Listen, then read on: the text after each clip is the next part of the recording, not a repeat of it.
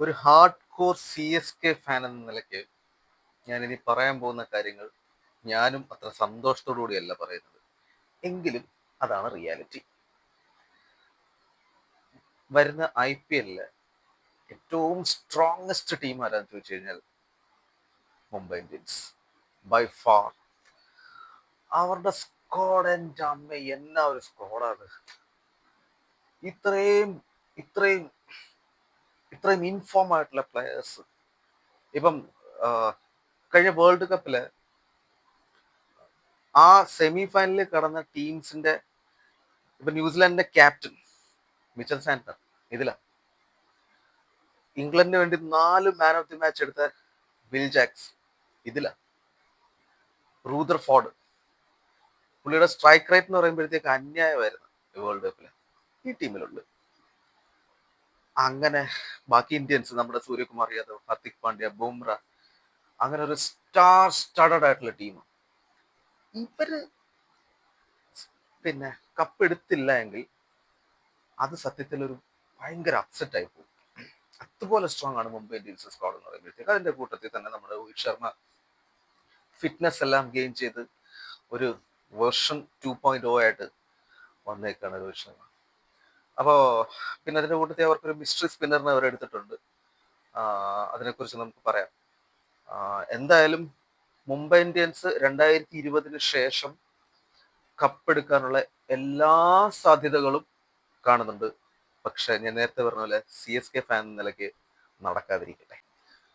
മുംബൈയുടെ സ്ട്രെങ്ത് എന്ന് പറയുമ്പോഴത്തേക്ക് സ്ട്രെങ്തേ ഉള്ളൂ, ഇല്ല വീക്ക്നെസ് ആയിട്ടൊന്നും പറയാനില്ല, സ്ട്രെങ്തേ ഉള്ളൂ. അപ്പം പിന്നീട് എന്താ പറയാ, നേരത്തെ നമ്മൾ പറഞ്ഞ പോലെ 8 പ്ലെയേഴ്സ്, വേൾഡ് കപ്പിലെ 8 പ്ലെയേഴ്സ് അവരുടെ കൂടെയാണ്.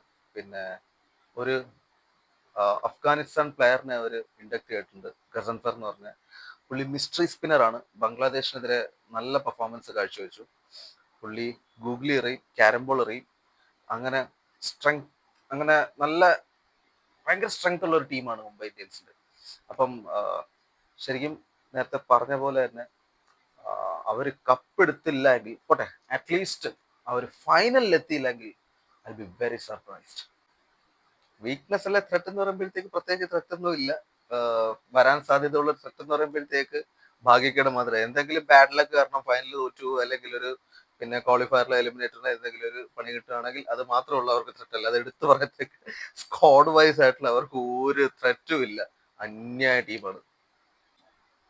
ഒരു പോസിബിൾ 11 എന്ന് പറയുമ്പോഴത്തേക്ക് Rohit Sharma followed by Ryan Rickelton. ഇവിടെ ക്വിന്റൻ ഡിക്കോക്ക് വന്നിട്ടുണ്ട് ടീമില്. അപ്പോ പക്ഷെ കൺസിഡറിങ് ഇപ്പോഴത്തെ ഫോം വെച്ച് നോക്കുമ്പോഴത്തേക്ക് റയൻ റിക്കൽട്ടൺ തന്നെ ആയിരിക്കും best option. Followed by Tilak Varma, Suryakumar Yadav, Hardik Pandya, Rutherford. നമുക്കറിയാം ബ്രൂട്ട് ഫോഴ്സ് ആണ് കൊണ്ടുവരുന്നത്. 15-16 ഓവേഴ്സിലൊക്കെ അങ്ങോട്ട് കയറി വന്നു കഴിഞ്ഞാൽ അടിച്ചു തകർക്കും.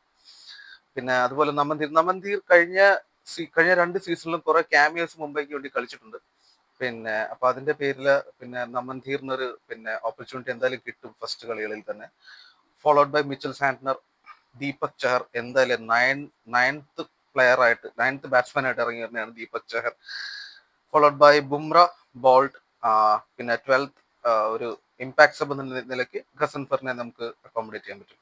അപ്പം ഇത്രയും സ്ട്രോങ്സ്റ്റ് ആയിട്ടുള്ള ലൈനപ്പ് എനിക്ക് തോന്നുന്നില്ല മറ്റ് 10 ടീമിലും ഉണ്ട് എന്ന്.